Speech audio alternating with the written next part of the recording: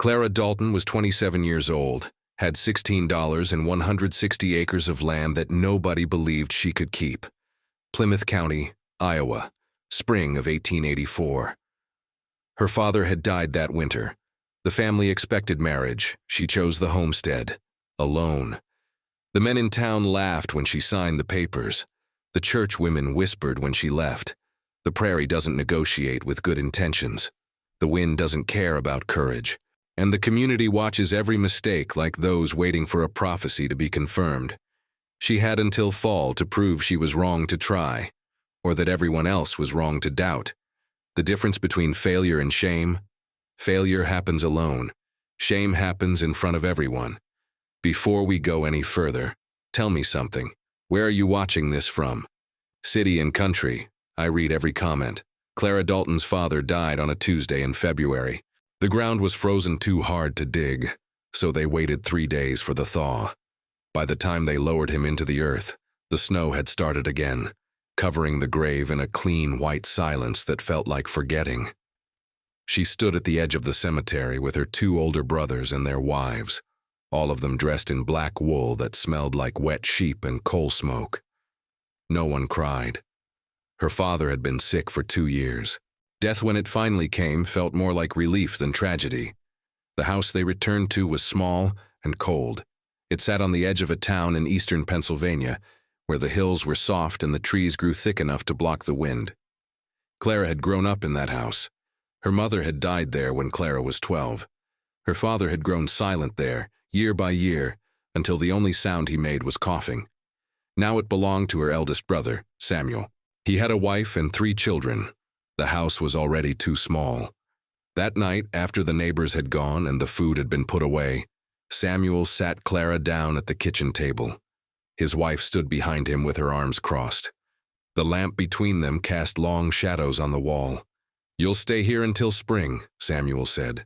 His voice was flat, practical. "Then we'll find you a situation. There's a family in Scranton looking for help. Good people.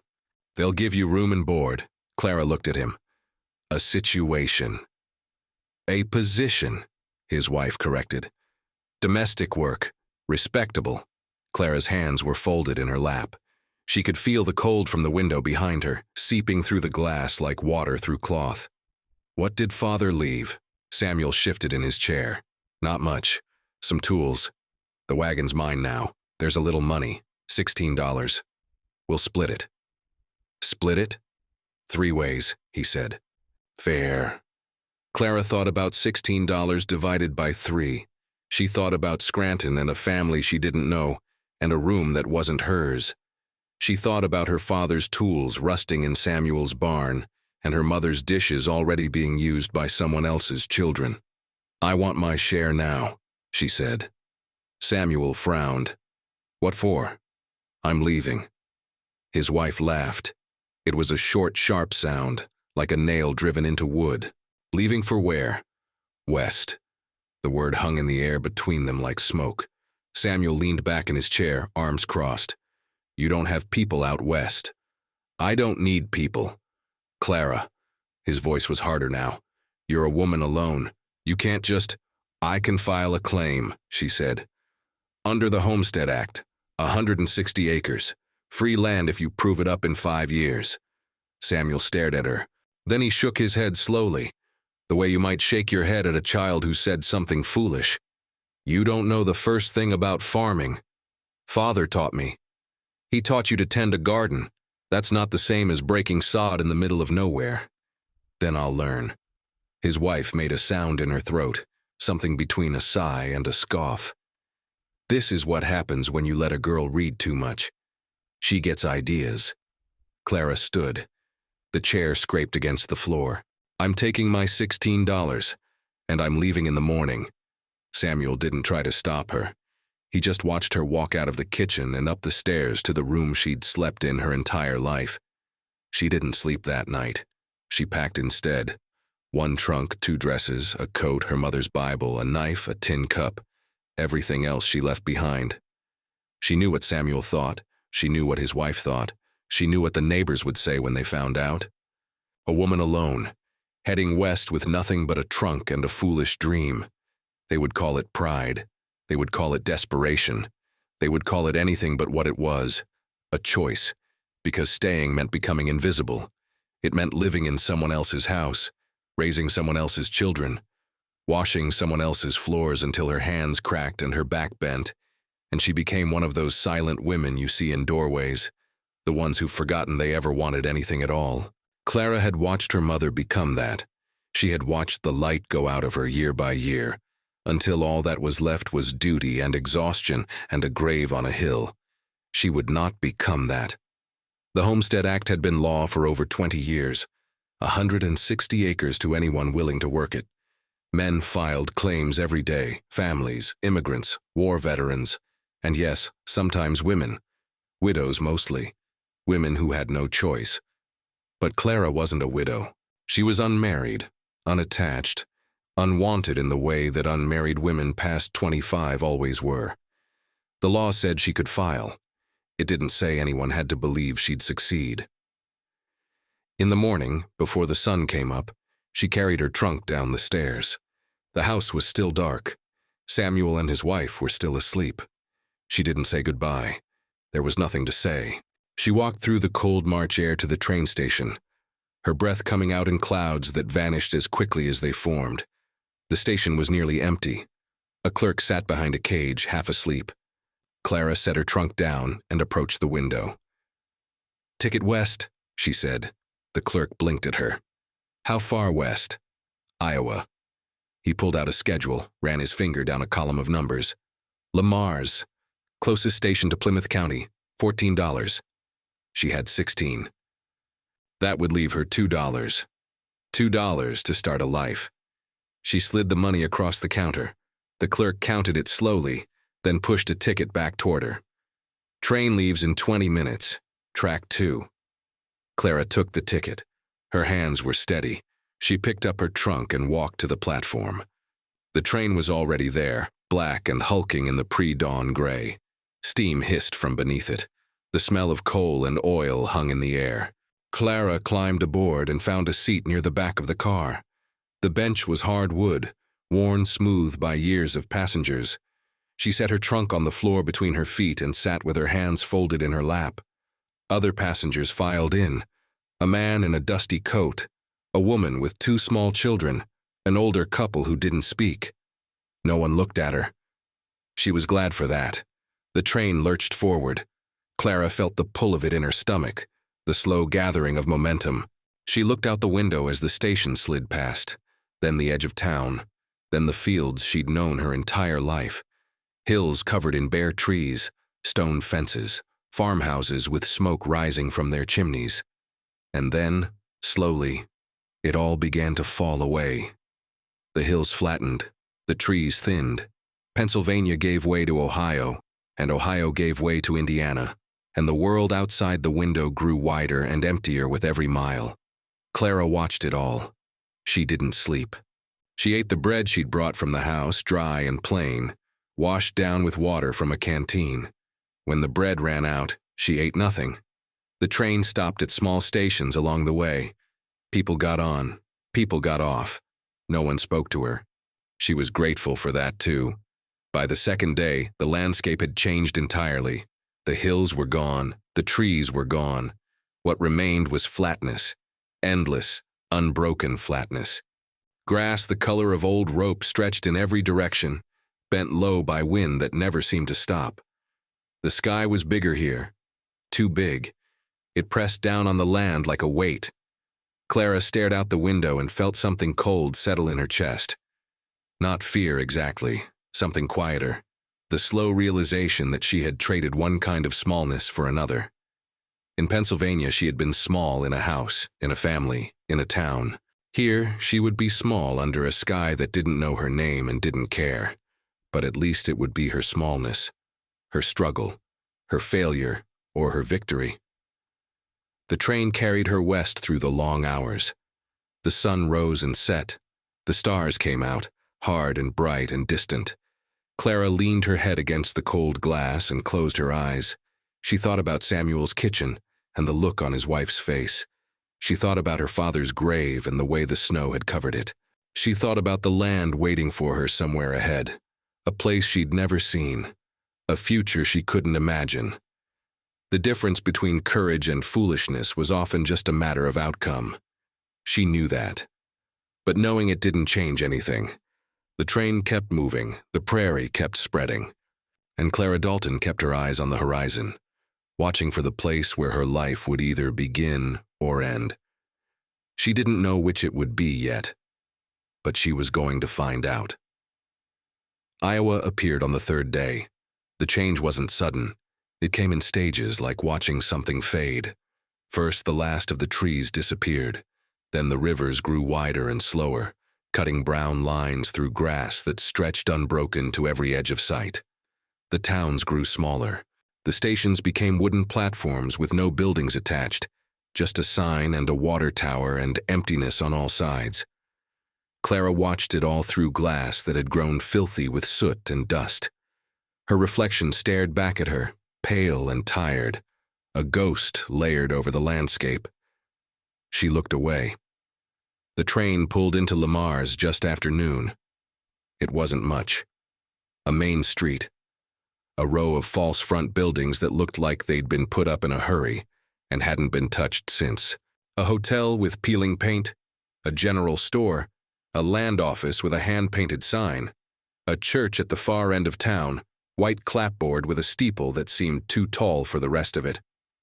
Clara stepped down onto the platform with her trunk in both hands. The wind hit her immediately. It wasn't like wind back east.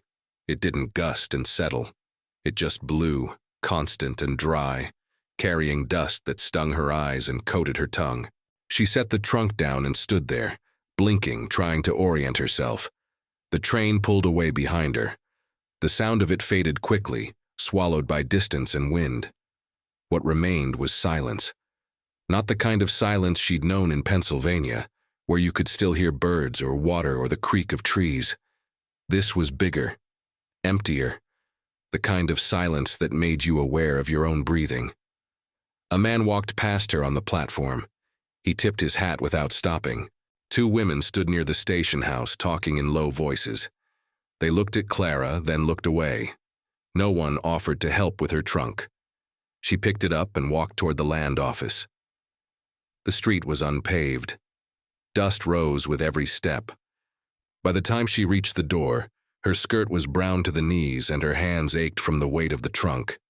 Inside, the office was small and dim. A man sat behind a desk covered in maps and papers. He was middle-aged, balding with ink stains on his fingers. He looked up when she entered, and his eyes moved from her face to the trunk and back again. "Help you, miss? I'd like to file a claim." He set down his pen. "You filing for yourself?" "Yes." "No husband coming?" "No." He leaned back in his chair. The wood creaked under his weight. "I got to tell you, most women don't file alone. It's hard out there. Real hard." "I understand." He studied her for a long moment, then sighed and pulled a map from the stack on his desk. "All right, let's see what's available." The map showed Plymouth County divided into sections. Some were marked with names in faded ink. Others were blank. He pointed to one about 15 miles northwest of town. "This one's open. Quarter section, 160 acres.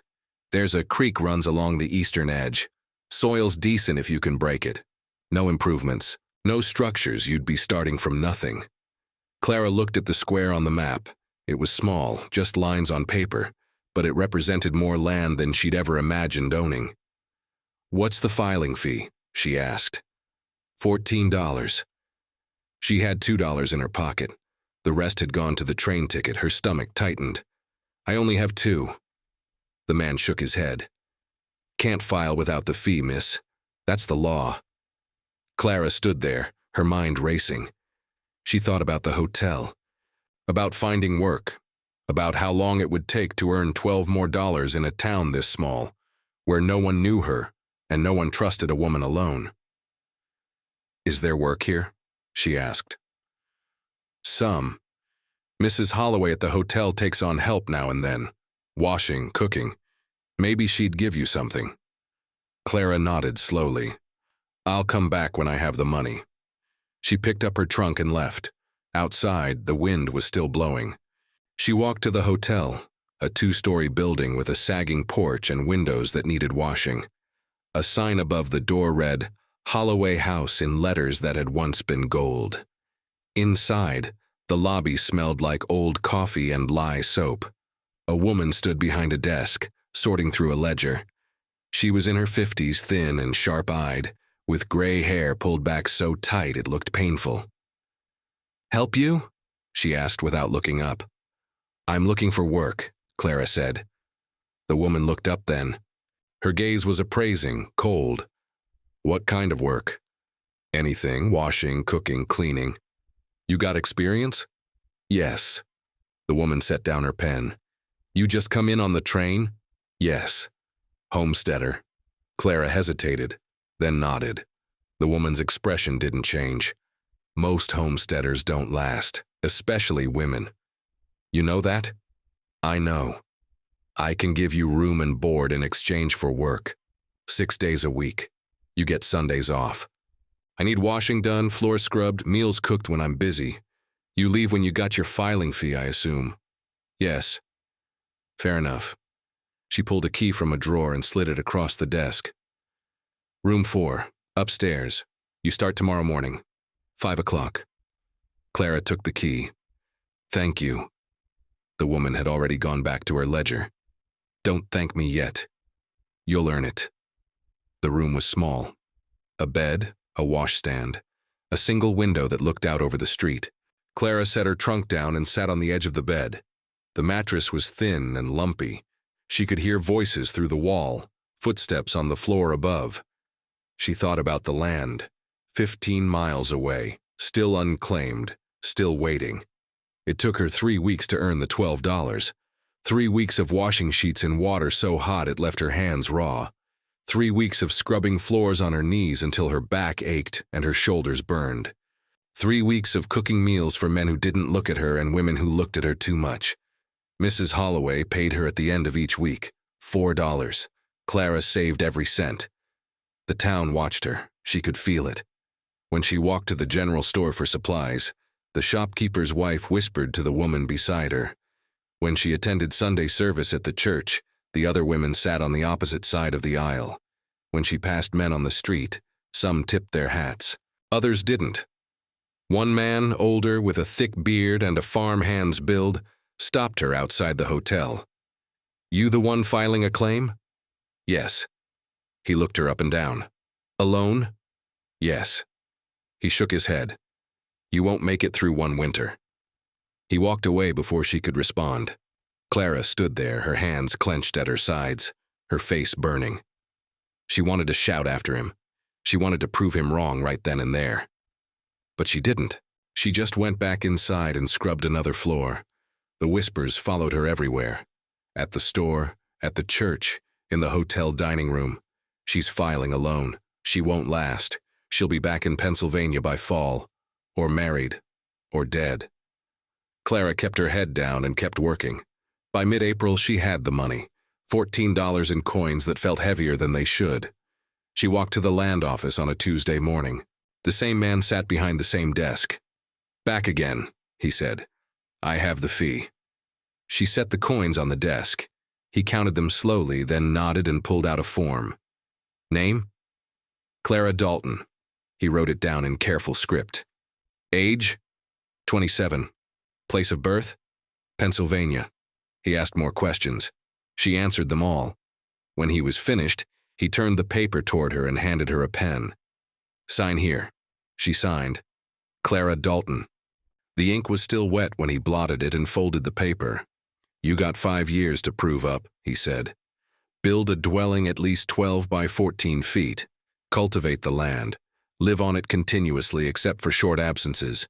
Miss any of that and you lose the claim." "I understand." He handed her a copy of the filing. "Good luck, Miss Dalton. You're going to need it." She left the office with the paper in her coat pocket and nothing else. No money, no supplies. No idea how she was going to build a dwelling or break 160 acres of sod or survive until the first harvest. But the land was hers now, legally. Officially. She walked back to the hotel and told Mrs. Holloway she was leaving. The older woman looked at her with something that might have been pity. You got a wagon, tools, seed? Not yet. Then how do you plan to get out there? Clara didn't have an answer. Mrs. Holloway sighed. There's a man named John Carver. He hauls freight between here and the homesteads. Leaves tomorrow morning. He might take you if you ask. Clara found him that afternoon. He was loading a wagon outside the general store, a lean man in his 40s with sun-darkened skin and hands that looked like they'd never been soft. She approached him carefully. Mr. Carver, he looked up. That's me. I need a ride out to my claim, northwest section, 15 miles. He straightened, wiping his hands on his pants. You the woman who filed a loan? Yes. You got money for the ride? No. He shook his head. Can't do it for free, miss. I can work. I don't need work. I need payment. Clara stood there, her mind scrambling. Then she thought of the trunk. Her mother's Bible. The only thing of value she had left. I have a Bible, she said. It's old. It has a leather cover. It was my mother's. Carver looked at her for a long moment. Then he shook his head again. Keep your Bible, miss. I'll take you. But you owe me. When you got money, you pay me back $5. I will. I'm leaving at dawn. Be ready. She was. The wagon left Lamar's just as the sun broke the horizon. Clara sat on the bench beside Carver, her trunk in the bed behind her. The town fell away quickly. Within minutes, there was nothing but grass and sky, and the rutted trail cutting through both. They didn't talk.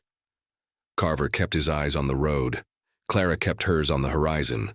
The wind blew constantly, carrying the smell of earth and distance. The wheels creaked. The horses snorted and stamped. Time stretched and bent and lost its shape. After what felt like hours, Carver slowed the wagon and pointed. That's your claim. Clara looked. There was nothing. Just grass. Flat, endless, brown-green grass rippling in waves under the wind. No trees, no structures, no water she could see. Just emptiness. Where's the creek? She asked. Eastern edge. You'll find it. He stopped the wagon. Clara climbed down. Carver handed her the trunk. It hit the ground with a thud that seemed too loud in all that silence. Good luck, Miss Dalton, he said. Then he turned the wagon around and drove away. Clara stood there, watching him go. The sound of the wheels faded. The dust settled. And then there was nothing. Just her. Just the land. Just the wind.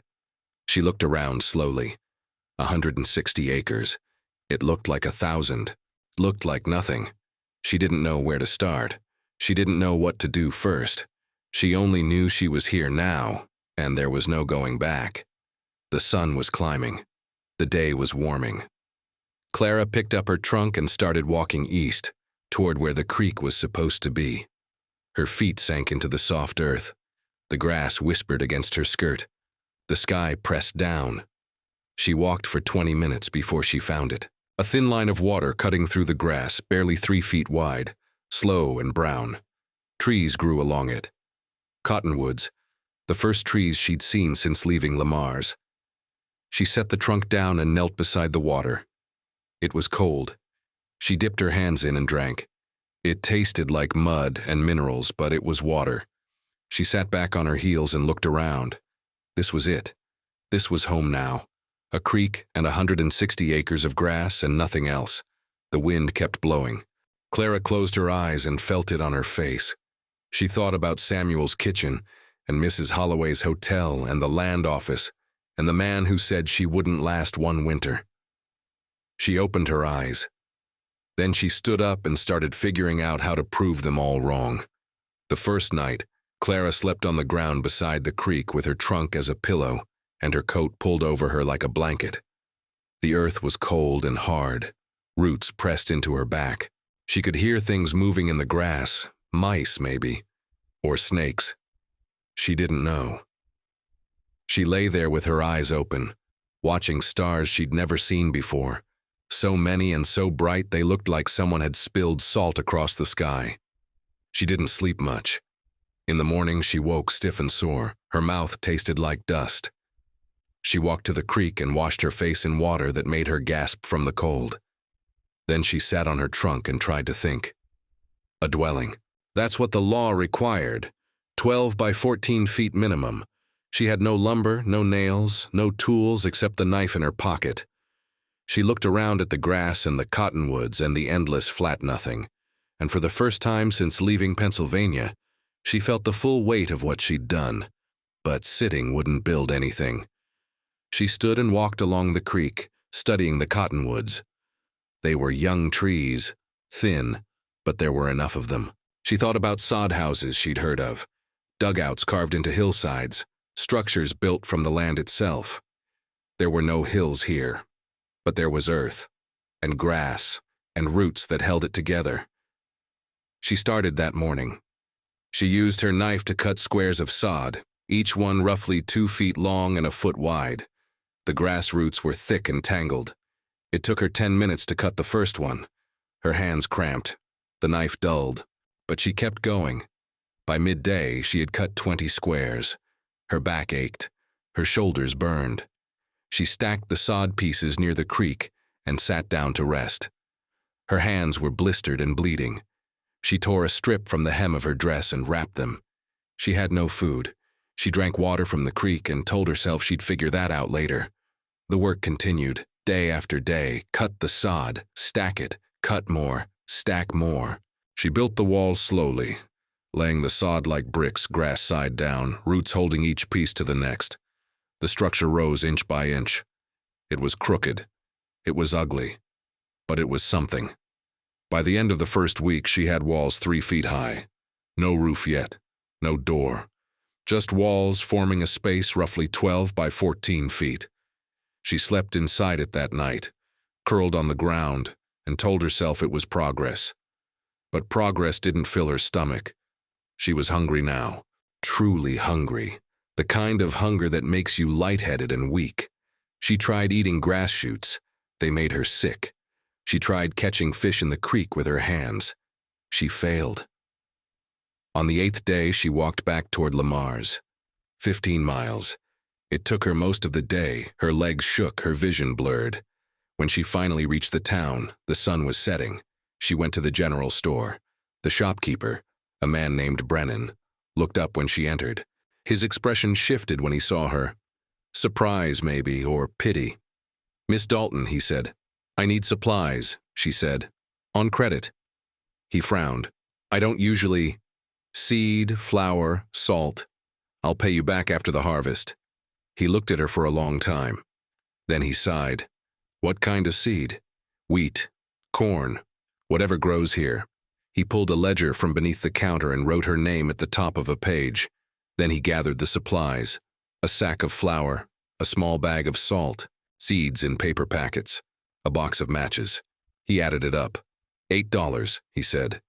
She didn't have $8. She didn't have 8 cents. But she nodded. He wrote it in the ledger. "You got until October. After that, I charge interest." "I understand." He pushed the supplies across the counter. Clara gathered them and left before he could change his mind. The walk back to the claim took all night. She carried the flour sack over one shoulder and the rest in her arms. Her legs trembled. Her feet blistered. She stopped twice to rest, sitting in the dark beside the trail, listening to the wind. She reached the claim just before dawn. The sod walls stood crooked and low against the pale sky. She set the supplies down inside and collapsed. When she woke, it was afternoon. The sun was high and hot. She drank from the creek and made herself eat. Flour mixed with water and salt, cooked over a fire she built from dead cottonwood branches. It tasted like paste. She ate it anyway. Then she went back to work. The roof was the hardest part. She had no wood long enough to span the walls. She tried laying cottonwood branches across the top, but they sagged under the weight of the sod. The whole thing collapsed the first time. She rebuilt it. It collapsed again. On the 3rd try, she used more branches, closer together, and layered the sod thinner. It held. Barely. The roof sagged in the middle and leaked at the edges, but it was a roof. By mid-May, she had a structure. Crooked, dark, damp, but it was 12 by 14 feet, and it had walls and a roof, and by the letter of the law, it was a dwelling. She planted the seeds the next day. She had no plow, no ox, no way to break the thick prairie sod except with her hands and the knife. She cut shallow furrows in the earth near the creek where the ground was softer. She planted the wheat in rows, the corn beside it. Her hands bled, her back screamed, but she kept going. Rain came in late May, not the soft, steady rain of Pennsylvania. This was violent. It came all at once, sheets of water driven sideways by wind that tore at the roof and rattled the walls. Clara huddled inside the dugout, watching water pour through gaps in the sod. It pooled on the floor. It soaked her blanket. It turned the air cold and damp and thick. The rain lasted 2 days. When it stopped, she went outside to check the crops. Half of them were gone, washed away. The furrows she'd cut had filled with mud. What remained of the seedlings were bent and broken. She stood there in the mud, staring at the ruined rows, and felt something crack inside her chest. Not despair exactly, something quieter. The slow realization that this was going to be harder than she'd imagined, that she'd imagined wrong. But she didn't cry. She just went back inside and waited for the ground to dry. By early June, she replanted the seeds that were left. She worked faster this time, more carefully, digging deeper furrows, mounding earth around each seedling to protect it. The work consumed her, dawn to dusk, every day. Her hands stopped bleeding and grew calloused instead. Her skin darkened. Her body grew lean and hard. The crops grew. Slowly, the wheat came up in thin green shoots. The corn struggled, stunted and pale. She watered them from the creek, carrying water in her tin cup, 1 cup at a time. It was never enough. And then the heat came. June burned. July was worse. The sun beat down on the prairie with a weight that felt personal. The grass turned brown. The creek shrank to a trickle. The air shimmered with heat that made the horizon waver and bend. Clara's dugout became an oven. She couldn't stay inside during the day. She sat in the shade of the cottonwoods and watched her crops wither. The wheat turned yellow too soon. The corn stopped growing. She tried watering more, but the creek was so low now that she had to dig in the mud to find water. She carried it to the rows and poured it over the roots, but it soaked into the cracked earth and vanished. By mid-July, she knew the harvest was going to fail. But failure wasn't the worst part. The worst part was that people knew. Carver came by once in June, hauling freight to a homestead farther west. He stopped his wagon and looked at her crops. "Struggling, I see," he said. "It's the heat. It's always something." He didn't sound unkind, just factual. "You got anyone helping you?" "No," he nodded slowly. "You will eventually, or you won't make it." He drove away. Clara stood there, watching the dust trail behind him, and hated how right he sounded. Then, in late July, she got sick. It started with a headache, then chills, then fever that climbed so high she couldn't tell what was real and what wasn't. She lay on the floor of the dugout, shaking, sweating, her mind slipping in and out of dreams that felt like drowning. She didn't know how long it lasted. 2 days, maybe 3. Time stopped meaning anything. She crawled to the creek when she needed water. She lay in the shade when the fever spiked. She thought about dying. She thought about her father's grave and her mother's Bible and Samuel's face when he heard she was gone. But she didn't die. The fever broke. She woke one morning weak and soaked in sweat but clear-headed. She sat up slowly, her body screaming, and looked around. The dugout was a wreck. Her blanket was filthy, the floor was damp. Outside, the sun was already high. She crawled to the door and looked out at the crops. They were worse, half dead, brown and brittle. She'd lost days, critical days. Days when she should have been watering, tending, trying to save what little was left. She sat there in the doorway, her head in her hands, and felt the weight of it all settle over her like a stone. The debt at the general store, the dying crops, the heat, the sickness, the eyes of the town watching, waiting for her to fail. She thought about quitting. She thought about walking back to Lamar's and telling Brennan she couldn't pay him, She thought about getting on the train and going back east and admitting that everyone had been right. But she didn't. She stood up instead. Her legs shook, but they held. She walked to the creek and drank. Then she went to the crops and started pulling weeds, even though it barely mattered anymore, because quitting now would prove them right, and she wasn't ready to do that yet. The summer dragged on. August brought more heat. September brought wind that bent the wheat flat and tore at the roof. By late September, when the time came to harvest, there was almost nothing left. She cut the wheat by hand with her knife. It took 2 days. The yield was so small it fit in a single sack. The corn was worse, stunted ears with missing kernels. She shucked them and counted. 32 ears, that was it. A whole season, months of work. And this was what she had. She loaded the sack of wheat and the corn into her trunk and carried it back to Lamar's. 15 miles. It took her all day. By the time she reached the general store, her shoulders were raw and her hands were numb. Brennan looked up when she entered. His expression didn't change. Harvest time already? She set the sack on the counter. It's not much. He opened it and looked inside. Then he closed it again. No, it's not. How much will you give me for it? He was quiet for a long moment, then he shook his head. Miss Dalton, this isn't worth $2. Her stomach dropped. I owe you $8. I know. I can pay the rest after next season. He sighed. You got anything else? Tools, livestock? No. He looked at her, really looked at her thin face and her cracked hands and the dress that hung loose on her frame. You eaten today? I'm fine. He didn't believe her. He pulled a loaf of bread from behind the counter and set it in front of her. Take it. I can't. Take it, Miss Dalton. She took it. Her hands shook. He wrote something in his ledger. You still owe me $6, plus interest. I'll give you until next October. But if you don't pay by then... He didn't finish the sentence. He didn't have to. Clara nodded. She picked up the bread and left. Outside, the sun was setting. The street was empty. She stood there holding the bread and felt the full weight of her failure settle into her bones. She had survived. Barely. She had a dwelling. Barely. She had crops. Barely. But she owed money. And the town had watched her struggle all summer. And now they knew. Now they all knew. She'd failed. And everyone had seen it. The walk back to the claim that evening felt longer than it ever had before. Clara carried the bread under one arm and the empty trunk on her back. The weight of it was nothing compared to the weight in her chest. She didn't cry. She just walked, one foot in front of the other. The sun set behind her, turning the prairie red and gold, and she didn't look back. When she reached the dugout, it was full dark. She went inside and sat on the floor and ate half the bread without tasting it.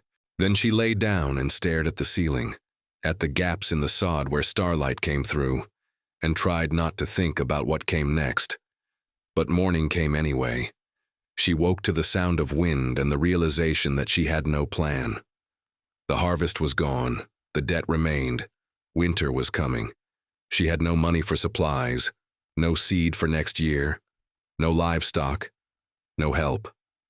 She got up and went outside. The air was cooler now. October had arrived while she wasn't paying attention. The grass had turned the color of old leather. The cottonwoods along the creek were starting to lose their leaves. The sky was pale and hard. She walked to the creek and washed her face. The water was colder than it had been. She thought about the winter ahead. The snow, the cold, the isolation. She thought about whether the dugout would hold, whether she would. And then she heard the sound of a wagon. She looked up. A man was driving toward her across the grass. Not Carver this time. Someone else. Older. Thicker. She recognized him as she got closer. His name was Thornton. He owned land to the south. She'd seen him in town once or twice but never spoken to him. He stopped the wagon a few yards from the dugout and climbed down. He was in his 50s with a gray beard and hands like slabs of meat. He looked at the dugout, then at her, then back at the dugout. Miss Dalton, he said. Mr. Thornton. He nodded toward the structure. That your dwelling? Yes. Looks about ready to collapse. She didn't argue. It was true. He walked around it slowly, studying the walls, the sagging roof, the gaps where the sod had cracked and pulled apart. Then he came back and stood in front of her. "I heard your harvest failed," he said. Clara's face burned. News travels fast. "It does in small places." He folded his arms. "You got a plan for winter?" "I'll manage. Will you?" She didn't answer. He studied her for a moment. Then he said, "I got a proposition for you." Clara felt something tighten in her stomach. She'd heard about propositions before. Women alone received them all the time. Offers that sounded like help but came with conditions that weren't spoken aloud. "What kind of proposition?" she asked carefully. "The practical kind," he said. "You can't make it out here alone. You know that by now. I got land. I got equipment. I got 2 sons who do most of the work. But I could use another hand come planting season. You work for me through next summer, I'll pay you. Enough to clear your debt and buy seed for the following year." "And in exchange?" He looked at her evenly. "In exchange, you work, that's all." Clara wanted to believe him, but she'd learned not to trust things that sounded too simple. "What kind of work?" "Cooking, cleaning, mending. Same work you did at the hotel. My wife died 2 years ago. The house needs a woman's hand." There it was, the unspoken part. Not a proposition, an expectation. She would work in his house. She would take his wife's place. And eventually, if he decided, she would become his wife. "I'm not looking to marry," Clara said. Thornton shook his head. "I'm not offering marriage, I'm offering work. You do the job, I pay you. You leave when the season's done. That's it." Clara searched his face for the lie. She didn't find one, but that didn't mean it wasn't there. "I need to think about it," she said. He nodded. "Fair enough, but don't think too long. Winter's coming. You got no supplies, no firewood. That dugout won't hold through January. You'll freeze or starve, probably both." He climbed back onto the wagon. "I'll be back in 3 days. You can give me your answer then." He drove away. Clara stood there watching him go and felt the trap close around her. Because he was right. She couldn't survive the winter alone. She had nothing. And if she accepted his offer, she'd be giving up the one thing she'd come here to claim: independence. But if she didn't accept, she'd lose everything anyway. She went back inside the dugout and sat on the floor with her head in her hands. The walls felt closer than they had before. The air felt heavier. She thought about Pennsylvania and Samuel's kitchen, and the choice she'd made that had brought her here. She thought about her mother, the way she'd grown smaller over the years, quieter, until she was just a shadow moving through rooms that didn't belong to her. Clara had promised herself she wouldn't become that, but what choice did she have now? The next day she walked to town again, not to the general store this time, to the church. Sunday service had just ended. People were filing out, dressed in their best clothes, talking in clusters on the steps.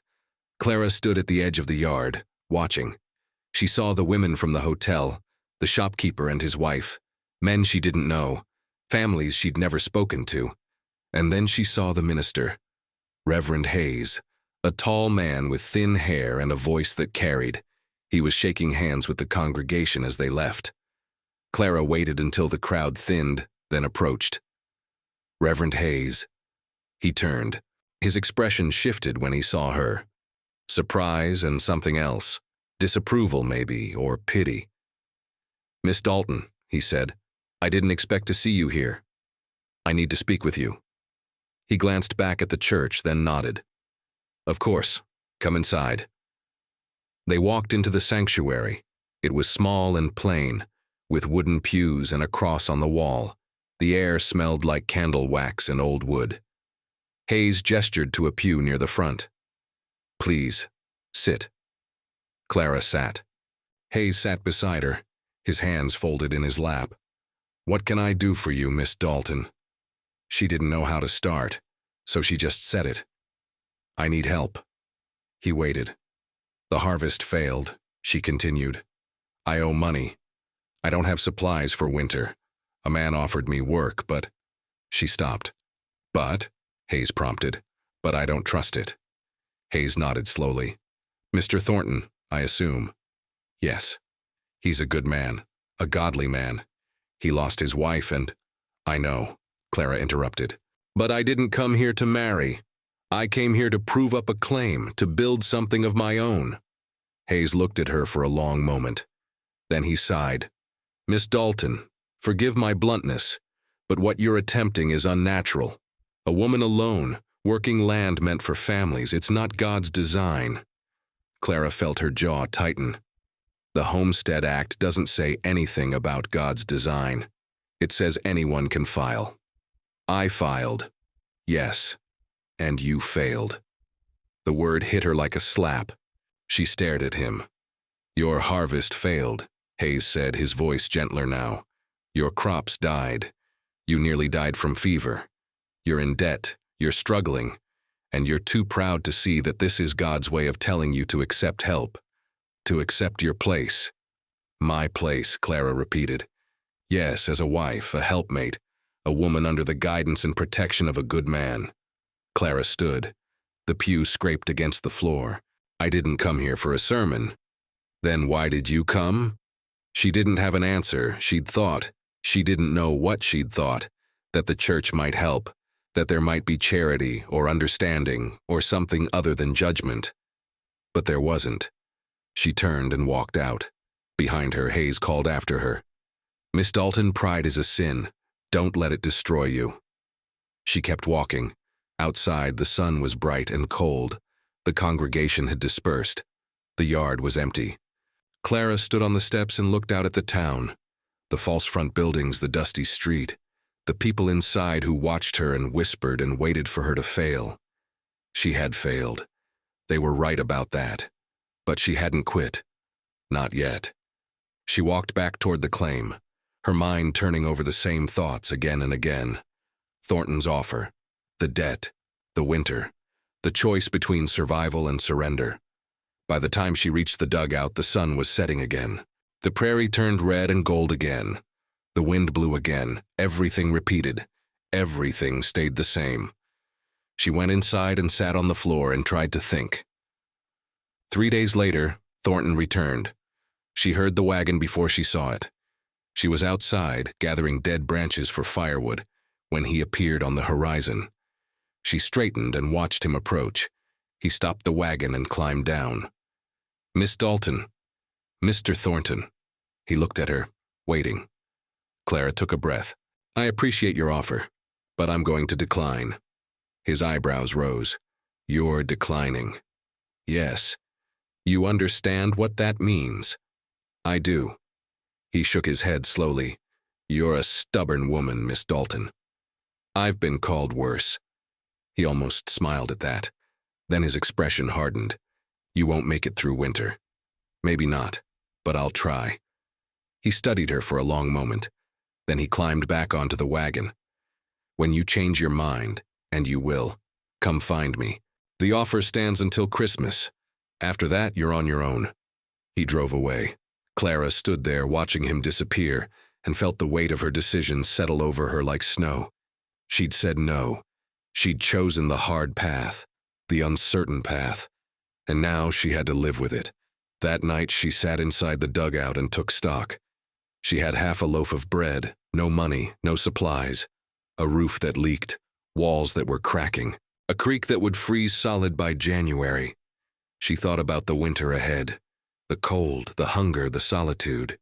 She thought about Samuel, about Reverend Hayes, about Thornton, about all the people who'd told her she couldn't do this, and she thought about her mother, the way she'd looked in the end, small, silent, erased. Clara lay down on the cold floor and closed her eyes. The difference between failure and shame wasn't the outcome. It was who was watching when it happened. She'd failed, but she'd failed alone, and somehow that made it bearable. The first snow came in early November. Clara woke to silence, the kind that feels thick and heavy, and when she opened the door of the dugout, the world had turned white. Not deep yet, just a dusting, but it covered everything. The grass, the creek, the roof. It softened the edges of the prairie and made the sky disappear into the horizon. She stood in the doorway, watching her breath hang in the air, and felt the cold settle into her bones. Winter had arrived. She spent that first day gathering firewood, every branch she could find along the creek, every piece of dead wood within walking distance. She piled it against the north wall of the dugout and covered it with a scrap of canvas she'd salvaged from an old flour sack. It wasn't much. It wouldn't last more than a few weeks if she burned it carefully, but it was something. The temperature dropped. By mid-November, the creek had frozen over. Clara had to break the ice each morning with a rock just to get water. Her hands turned raw and red from the cold. Her fingers cracked and bled. She wrapped them in strips of cloth torn from her spare dress, but it didn't help much. Food became the next problem. The bread was long gone. She had no money to buy more. No way to get to town even if she did. The snow made the 15-mile walk impossible. She tried setting snares for rabbits using strips of leather from her worn-out boots. She caught one in the first week. It was small and thin, barely enough meat for 2 meals. She skinned it with her knife and cooked it over the fire, eating slowly, trying to make it last. She caught nothing after that. By late November, she was eating once a day, sometimes less. She boiled water and drank it hot to trick her stomach into feeling full. She chewed on strips of dried grass when the hunger got too sharp. It didn't help, but it was something to do. The cold was relentless. It seeped through the walls of the dugout no matter how much she tried to seal the cracks. She burned firewood sparingly, only at night, only enough to keep from freezing. During the day, she wrapped herself in her coat and her blanket and sat as still as possible to conserve warmth. The silence was worse than the cold. There was no one to talk to. No sound except the wind and the occasional crack of ice on the creek. Clara found herself speaking aloud just to hear a human voice, even if it was only her own. "You're fine," she'd say. "You're going to be fine." She didn't believe it. But saying it made the silence less oppressive. December arrived with a blizzard. It came fast, without warning, a wall of white that erased the horizon and turned the air into something solid. Clara was outside when it hit, gathering the last of the firewood. The wind knocked her sideways, the snow stung her face like needles. She stumbled back to the dugout, half blind, her hands numb. She pulled the door shut behind her and leaned against it, gasping. Outside, the wind screamed. The walls shook. Snow found its way through gaps in the sod, dusting the floor in white. The blizzard lasted 3 days. Clara stayed inside, huddled under her blanket, burning wood only when she absolutely had to. She rationed what little food remained. A handful of dried corn kernels, a piece of hardtack she'd hidden in her trunk months ago. She chewed them slowly, making each bite last as long as possible. On the second day, the roof started to sag. Snow piled on top of it, heavy and wet, pressing down. Clara could hear the cottonwood branches creaking under the weight. She stood beneath the worst section and braced it with her hands, pushing up, trying to take some of the pressure off. She stood like that for hours. Her arms shook, her back screamed, but she didn't let go. If the roof collapsed, she would die. It was that simple. When the blizzard finally passed, Clara pushed open the door and stepped outside into a world transformed. Snow covered everything, waist-deep in places. The creek was buried, the cottonwoods were bent under the weight. The sky was clear and pale and merciless. She looked at the dugout. The roof had held, barely. The center sagged dangerously and cracks had opened along the walls, but it was still standing. She was still standing. She dug through the snow to reach the woodpile.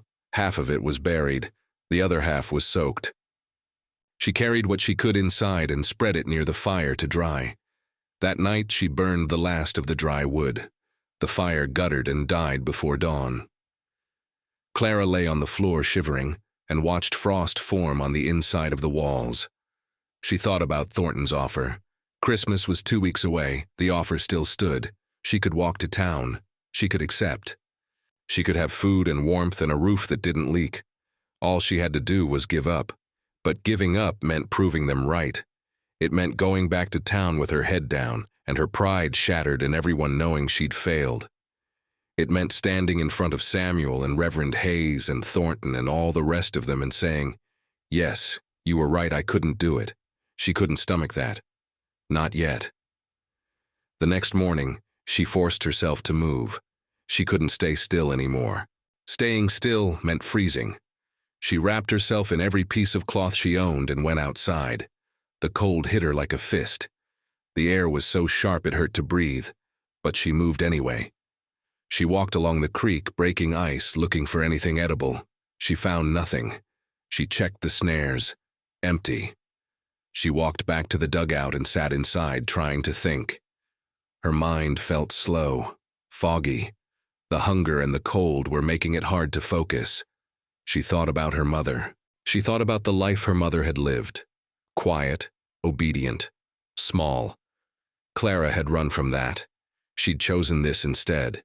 Freedom, independence, the chance to build something that belonged only to her. But what did freedom mean if it killed you? What did independence matter if you died alone in a hole in the ground? She didn't have answers. She only had the cold and the hunger and the silence. Days blurred together. She stopped keeping track. She slept when she was too tired to stay awake. She drank melted snow when she was too thirsty to ignore it. She sat when she had no strength to stand. And then, one morning, something changed. She woke and realized she was still alive. That was the first surprise. The second was that she didn't feel as weak as she had the day before. Her mind was clearer. The fog had lifted. She sat up slowly. Her body ached, but it responded. She looked around the dugout, at the cracked walls and the sagging roof and the frozen floor, at the pathetic pile of wet firewood and the empty space where food should have been. And she felt something shift inside her. Not hope exactly, something harder, something colder. Anger. She was angry at the prairie for being so unforgiving, angry at the winter for being so brutal, angry at the town for watching her struggle and offering nothing but judgment, angry at herself for thinking this would be easier. But anger was better than despair. Anger had energy. Anger could be used. She stood up. Her legs shook, but they held. She went outside. The sun was out, pale and distant, but it was there. The snow had stopped. The wind had died down. The world was still and white and silent.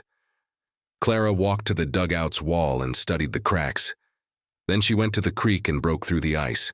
She filled her tin cup with water and brought it back. She mixed it with dirt from the floor and packed the mud into the cracks, sealing them. Her hands were so cold they burned, but she kept working. When the walls were patched, she climbed onto the roof and cleared the snow. It took hours. Her arms screamed. Her breath came in gasps. But she didn't stop until the roof was clear and the weight was off. Then she went back inside and looked at the firewood. It was wet, but not soaked through. She stacked it differently, spreading it out so the air could circulate. She took the driest pieces and built a small fire. It smoked and struggled, but eventually it caught. She sat beside it and felt the warmth on her face. It wasn't much, but it was something. Over the next week, Clara rebuilt her routines. She woke at dawn. She broke ice on the creek. She gathered snow and melted it for drinking water. She checked the snares even though they were always empty. She patched the walls. She cleared the roof. She burned one small fire each night. She ate almost nothing, but she kept moving, because she realized something during those frozen, silent days. Something she hadn't understood before. Survival wasn't about winning.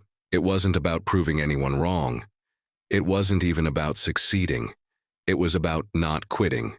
It was about waking up each morning and deciding to keep going, even when there was no good reason to. It was about choosing the hard thing over and over again, not because it would lead to triumph, but because the alternative was surrender. And Clara Dalton was not ready to surrender. Christmas came and went. She didn't mark it. There was nothing to mark it with. No food, no visitors, no church bells in the distance. Just another day of cold and silence. Thornton's offer expired. She didn't go to him. She didn't even think about it. January arrived. The coldest month. The hardest month. Clara survived it. She didn't know how exactly. There were mornings she couldn't remember, days that blurred together, nights when she wasn't sure she'd wake up. But she did wake up. Every time. And slowly, almost without noticing, the days began to change. The sun rose a little earlier, set a little later. The air, though still cold, lost some of its sharpness. The snow started to melt along the edges of the creek. February came. Then March. And Clara was still there. She was thinner, weaker. Her hands were scarred and her face was gaunt and her clothes hung loose on her frame. But she was alive. She'd made it through the winter, alone. And when the first green shoots appeared along the creek in late March, Clara knelt beside them and touched them with fingers that were still cracked and bleeding. She'd survived. She hadn't won. She hadn't thrived. She hadn't proven anyone wrong yet. But she hadn't quit. And that, she was beginning to understand, was its own kind of victory. Spring came slowly, like something that wasn't sure it was welcome. The snow melted in patches, leaving the ground muddy and raw. The creek swelled with runoff, running fast and brown. The cottonwoods budded. The grass turned from dead gray to pale green. Clara emerged from the dugout like something waking from hibernation. She was skeletal. Her dress hung on her like a shroud. Her hair, which she hadn't cut all winter, fell past her shoulders in matted tangles. But she was alive. She stood outside on the first warm day in April and tilted her face toward the sun. The heat felt like a blessing. Then she went back inside and took stock. The dugout had held. Barely. The walls were cracked and patched with frozen mud. The roof sagged worse than before, but it was still standing. Her supplies were gone. No food, no firewood, no seed. She had her knife, her tin cup, her mother's Bible, and the clothes on her back. That was it. She also had debt. $6 to Brennan, plus interest. She'd survived the winter, but she hadn't solved anything. She walked to the creek and knelt beside it. The water was cold and clear. She drank until her stomach ached. Then she washed her face and her hands and tried to comb her fingers through her hair. She looked at her reflection in the water. The woman staring back at her was a stranger, hollow-eyed, sharp-boned, hard, but still here. She stood and walked back to the dugout. She needed a plan. She needed seed. She needed tools. She needed money. She had none of those things, but she had land, and she had time. That afternoon she walked to town, 15 miles. It took her most of the day. Her legs were weak from months of near starvation. She had to stop and rest twice, but she made it. Lamar's looked the same as it had in the fall. The same buildings, the same dusty street. But something felt different. Or maybe she was different. She walked to the general store. Brennan was behind the counter, sorting through a crate of canned goods. He looked up when she entered and his face went still. "Miss Dalton," he said quietly. "Mr. Brennan."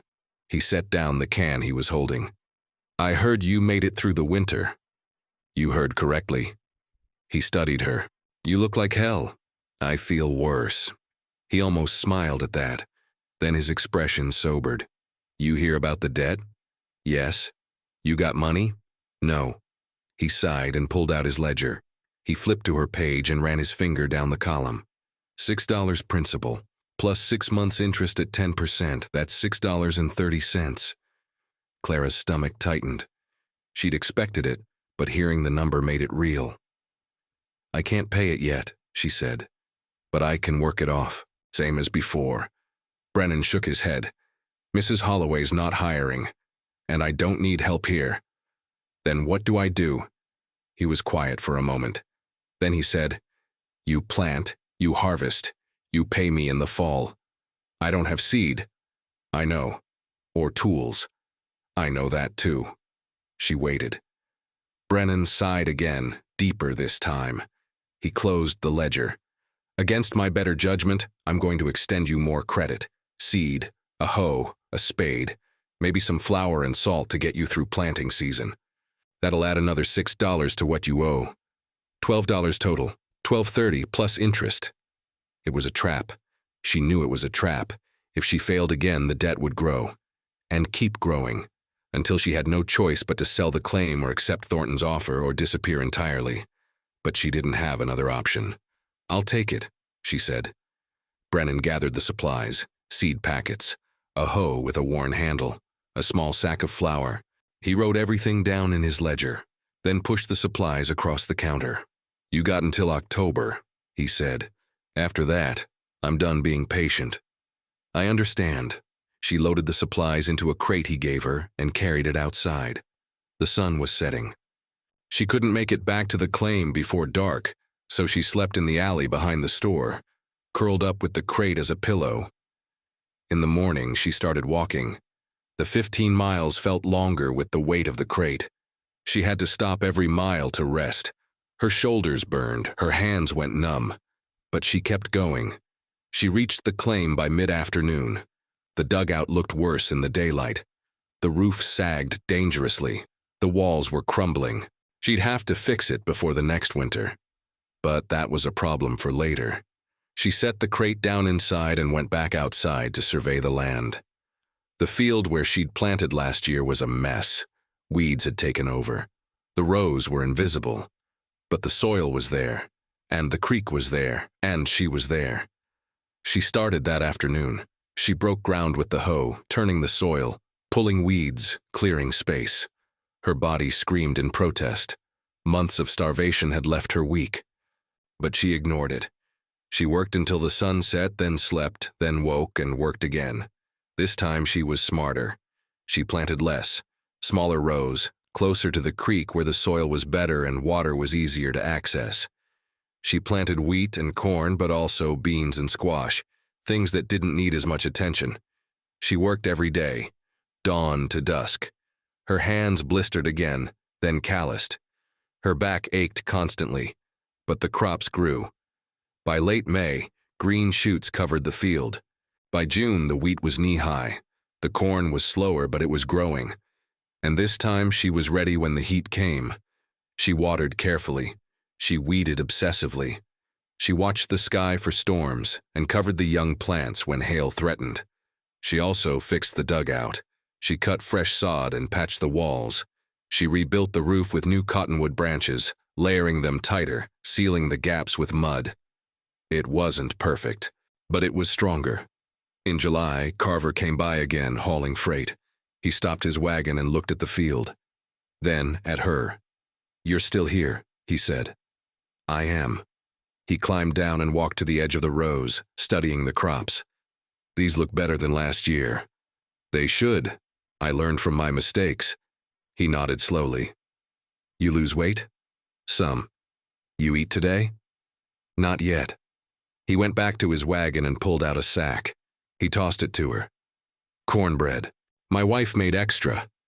Clara caught it. The weight of it in her hands felt like a gift she didn't deserve. "I can't." "You can, and you will." He climbed back onto the wagon. "You did good, Miss Dalton, making it through that winter. Not many could." He drove away before she could respond. Clara stood there, holding the sack, and felt something crack in her chest. Not despair this time. Something else. Something warmer. She went inside and ate half the cornbread. It was the best thing she'd tasted in months. August came. The heat was brutal again, but Clara was ready. She watered at dawn and dusk. She shaded the most vulnerable plants with scraps of cloth. She watched the crops like a mother watches a sick child. And they survived. By September, the wheat was golden. The corn was tall and full. The beans hung heavy on the vines. Clara walked through the rows and felt something she hadn't felt in over a year. Hope. The harvest came in late September. Clara cut the wheat by hand, bundled it, stacked it. She picked the corn, shucked it, counted the ears. She gathered the beans and the squash. When she was finished, she had more than she'd had the previous year. Not a fortune. Not even a good harvest by most standards. But enough. Enough to pay the debt. Enough to buy seed for next year. Enough to prove she could do this. She loaded everything into the crate and carried it to town. It took 2 trips.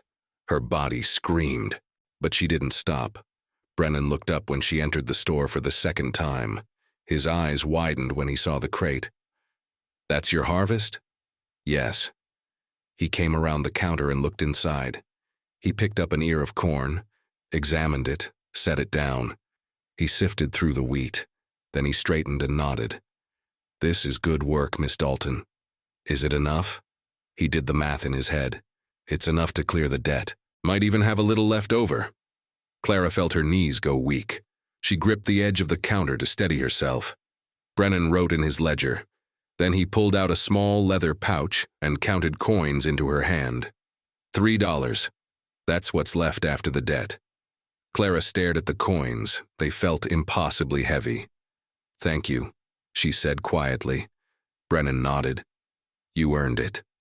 She left the store and stood outside in the fading light. The street was quiet. A few people passed. Some of them looked at her. One man, she didn't know his name, tipped his hat. She walked to the hotel. Mrs. Holloway was at the desk. She looked up when Clara entered. "Miss Dalton." "Mrs. Holloway." The older woman studied her. "You look different."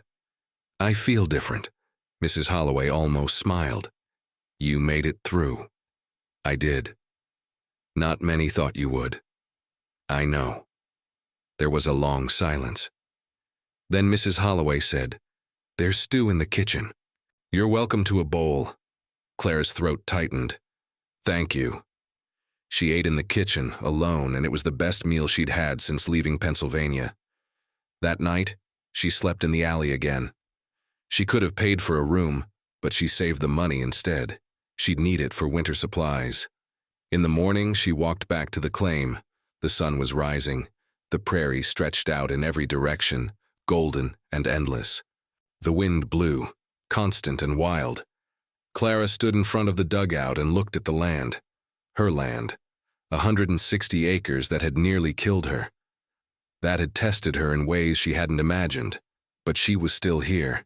She hadn't gotten rich. She hadn't won in any glorious way, but she'd survived. She'd paid her debt. She'd proven, to herself, if not to anyone else, that she could do this. The town hadn't embraced her.